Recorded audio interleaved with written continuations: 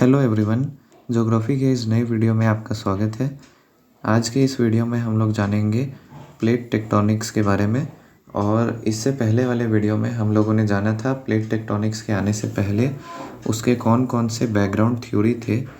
Tetrahedral theory, continental drift theory, convectional current theory और sea floor spreading theory.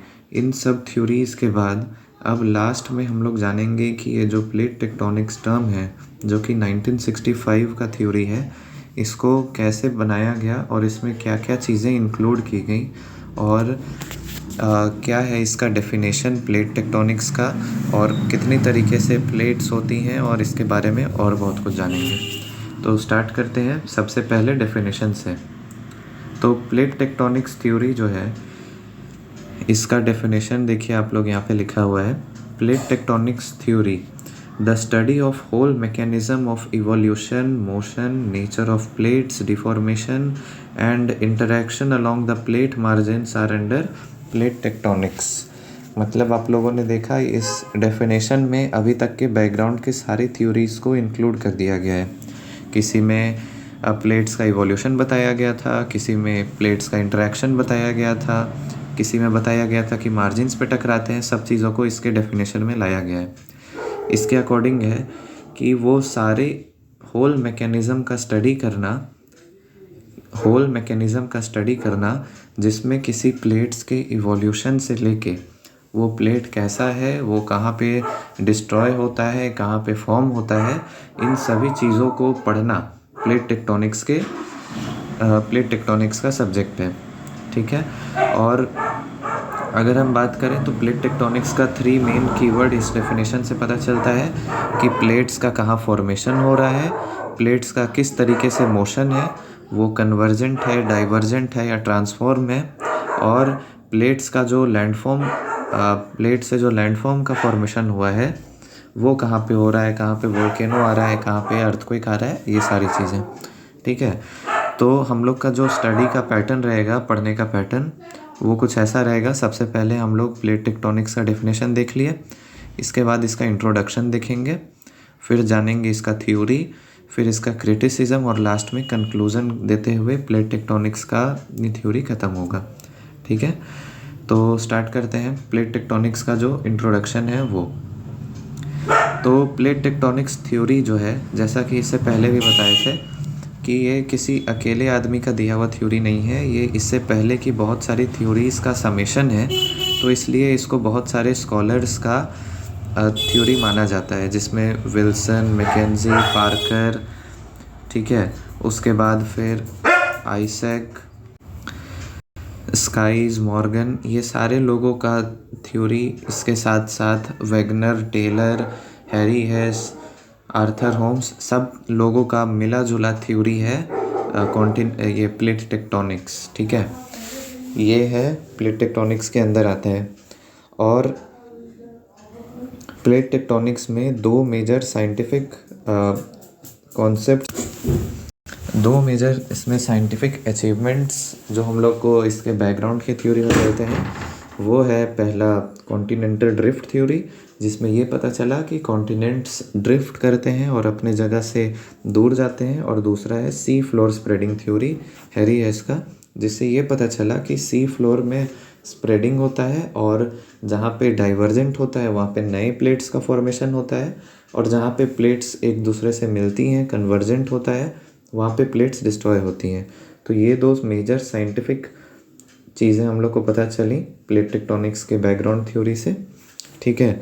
और इसी के हिसाब से हम लोग को आगे जानना है। तो plate tectonics theory is a major theory in global tectonic system influenced by quantitative revolution, positivism and system analysis. ठीक है।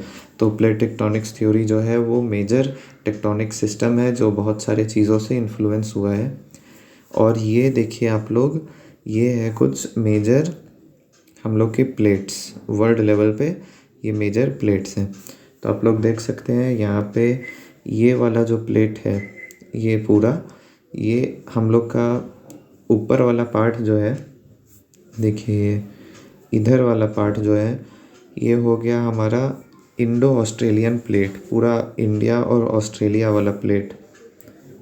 एक मिनट, ये हम लोग का यूरेशियन प्लेट है, ये पूरा प्लेट हो गया इंडो ऑस्ट्रेलियन प्लेट। और ये जो आपको वाटर बॉडी दिख रहा है इस साइड में, ये पैसिफिक प्लेट है। फिर ये north American plate, south American plate और ये अफ्रीकन प्लेट।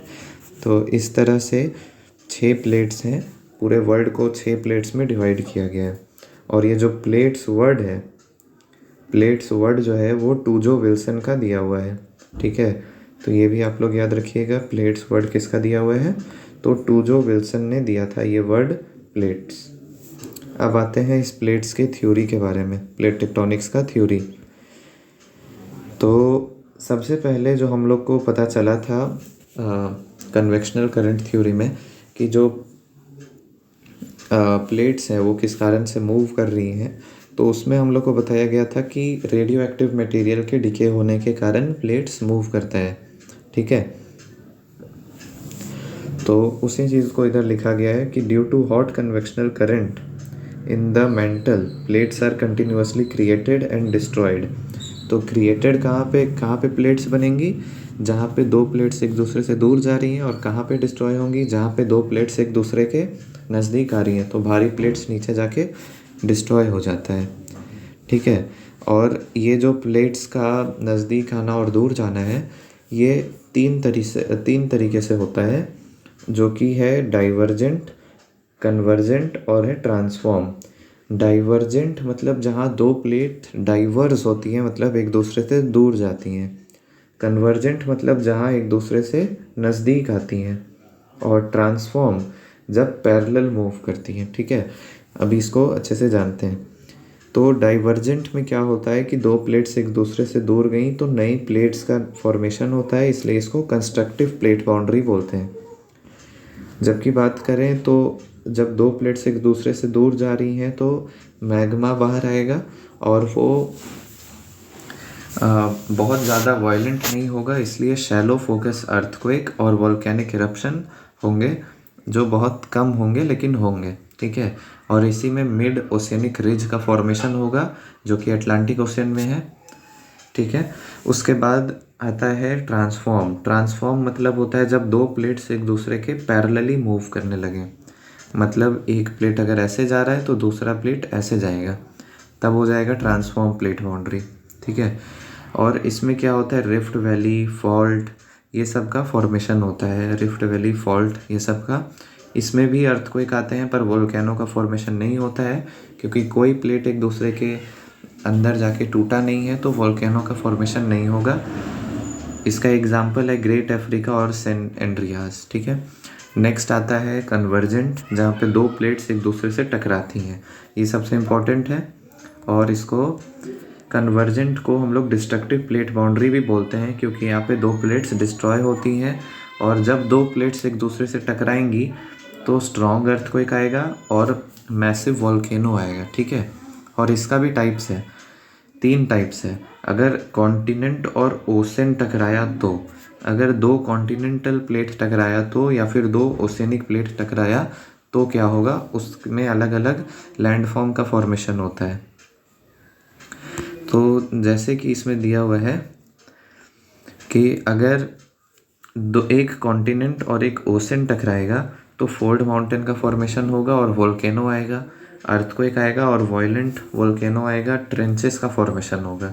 ट्रेंच का फॉर्मेशन होता है, ट्रेंच का मतलब होता है घाटी। तो जब भारी प्लेट नीचे जा रहा होता है और हल्का प्लेट ऊपर रहता है तो एक खाई जैसा फॉर्मेशन होता है, उसी को ट्रेंच कहते हैं। और वायलेंट वोल्केनो इसलिए आएगा क्योंकि एक प्लेट सबडक्ट हुआ है, और इसी सबडक्शन के कारण जो मैग्मा है उसका फॉर्मेशन होगा, और वो बाहर प्लेट्स, जो कॉन्टिनेंटल प्लेट्स है वहाँ आके उसका मैग्मा बाहर आएगा और वोल्केनो का फॉर्मेशन होगा। इसके बाद आता है ओशियनिक प्लेट। जब 2 ओशन की प्लेट्स टकराएंगी तो क्या होगा, इससे कोई वोल्केनो नहीं आएगा, लेकिन इससे वोल्केनो तो नहीं आएगा, एक मिनट, हाँ।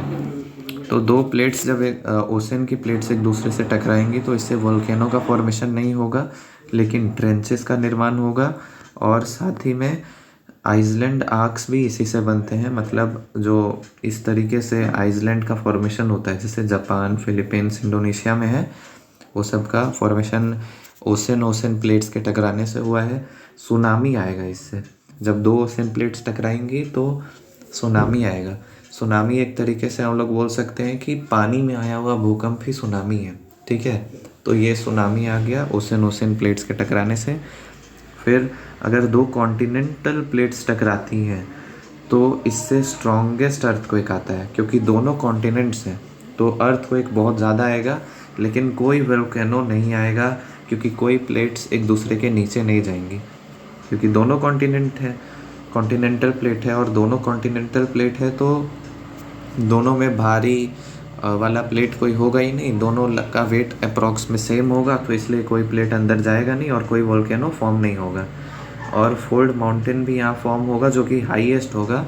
इसका ही एग्जांपल माउंट एवरेस्ट है, जो कि कॉन्टिनेंटल प्लेट्स के टकराने से हुआ है, यूरोप और एशिया के प्लेट्स को टकराने से फॉर्म हुआ है, ठीक है। अच्छा, इसके बाद हम लोग देखते हैं वर्ल्ड लेवल पे जो अलग अलग प्लेट्स का ऊपर डिवीज़न किया गया था, ये वाला प्लेट्स, इसको अब हम लोग देखते हैं वर्ल्ड मैप में। तो ये हो गया हमारा यूरेशियन प्लेट जो कि इधर है, फिर ये हो गया African plate, north American, south American, ये पूरा पैसिफिक, और ये वाला रीजन हो गया इंडो ऑस्ट्रेलियन प्लेट, जो हमारा भारत भी यहीं पे है, ठीक है। अब इसके बाद हम लोग देखते हैं कि प्लेट्स मार्जिन भी इस फोटो में दिया हुआ है, आप लोग देखिए ध्यान से, प्लेट्स मार्जिन भी है। ये वाला जो लाइन है ये पूरा इधर तक, ये वाला जो प्लेट्स है वो कन्वर्जेंट है, मतलब दो प्लेट्स एक दूसरे के नज़दीक आ रही हैं इसके कारण। तो जहाँ पे दो प्लेट्स एक दूसरे के नज़दीक आएंगी, कन्वर्जेंट होगा, तो वहाँ पे वोल्केनो भी आएगा, अर्थक्वेक भी आएगा और फोल्ड माउंटेन्स भी फॉर्म होंगे। तो यहाँ पे तो हिमालय है, ठीक है, यहाँ पे भी कुछ है, यहाँ पे रॉकीज़ एंडीज़ का पूरा लॉन्ग सीरीज़ है ना। तो यहाँ पे दो प्लेट्स एक दूसरे के नज़दीक आई हैं, इसलिए यहाँ पे फोल्ड माउंटेन्स का फॉर्मेशन हुआ है, ठीक है। इसके बाद आता है जो ये रेड लाइन है, ये है डाइवर्जेंट मतलब हो गया दो प्लेट्स एक दूसरे से दूर जा रही हैं। तो ये हो गया mid Atlantic ridge, Atlantic ocean में बीच से क्रॉस हो रहा है, और फिर इंडो ऑस्ट्रेलियन जोन से इधर आ रहा है ऐसे, ठीक है। तो अब इसमें अलग अलग प्लेट्स का फॉर्मेशन हुआ है। पहला है स्कॉटिया प्लेट्स, जो 1 है ये स्कॉटिया प्लेट्स है, फिर 2 में है नाज़का प्लेट, ये सब स्मॉल प्लेट्स है, मेजर प्लेट्स 6 जो थे वो बता दिए हैं। उसके बाद कोको प्लेट्स, इधर है कोकोआ प्लेट्स, ठीक है। फिर कैरेबियन आइसलैंड की तरफ है कैरेबियन प्लेट्स, कैरेबियन है इधर नॉर्थ अमेरिका के नीचे साउथ में। फिर है अरेबियन प्लेट्स, अरेबिया के तरफ अरेबियन प्लेट्स। फिर है जुआन डे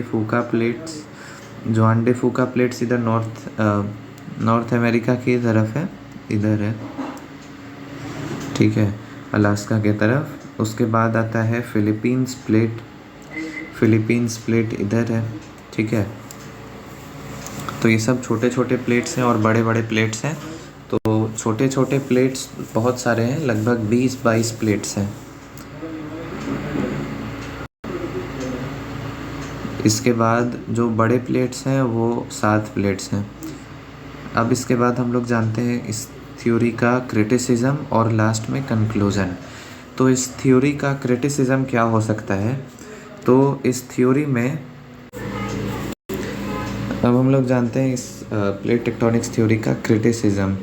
तो इस प्लेट टेक्टोनिक्स थ्योरी में बहुत सारे चीज़ों का तो पता चल गया हम लोग को कि कहाँ पे माउंटेन्स है और कहाँ पे वोल्केनो आ रहा है, वो सब चीज़ के बारे में पता चल गया।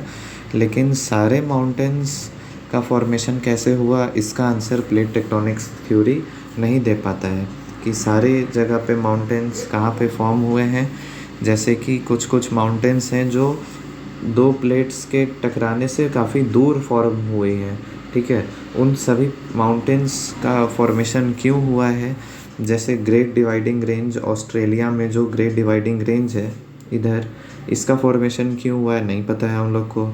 फिर ड्रैकेंसबर्ग, इधर इसका फॉर्मेशन क्यों हुआ है, क्योंकि प्लेट्स तो दूर दूर हैं। फिर एपलाचिन माउंटेन, इधर इसका फॉर्मेशन इस माउंटेन का क्यों हुआ है। तो ये सब कुछ माउंटेन बिल्डिंग्स का आंसर हम लोग को प्लेट टेक्टोनिक्स नहीं दे पाता है। नेक्स्ट है volcanic eruption between plates are not answered, मतलब जो वोल्केनिक इरप्शन दो प्लेट्स के बीच में हो रही थी उसका भी आंसर ये प्लेट टेक्टोनिक्स में हम लोग को नहीं मिल पाता है कि दो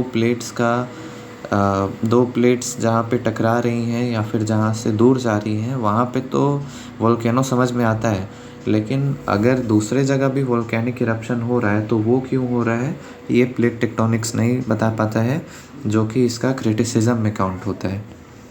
अब अगर इस थ्योरी का कंक्लूजन की बात करें तो प्लेट टेक्टोनिक्स एक ग्रैंड यूनिफाइंग थ्योरी है, मतलब बहुत सारी चीज़ों को यूनिफाई करके रखता है, एकजुट करके रखा हुआ है बहुत सारी बैकग्राउंड की थ्योरीज़ को, और इसमें बहुत सारे कॉन्सेप्ट्स का कॉम्बिनेशन है, जैसे continental drift theory, sea floor spreading theory, और सारे टॉपिक्स का ये सारे बैकग्राउंड थ्योरीज़ का एक टॉपिक है जिसमें अर्थ के फीचर्स के बारे में बहुत कुछ हम लोग को पता चलता है कि कहाँ पे माउंटेन्स फॉर्मेशन हो रहा है, कहाँ पे वोल्केनिक इरप्शन हो सकता है, या फिर कैसे ये रिंग ऑफ फायर का फॉर्मेशन हुआ, क्यों इस रीजन में ज़्यादा अर्थक्वेक वोल्केनिक इरप्शन होते हैं। तो ये सारी चीज़ें प्लेट टेक्टोनिक्स ने हम लोग को बता दी।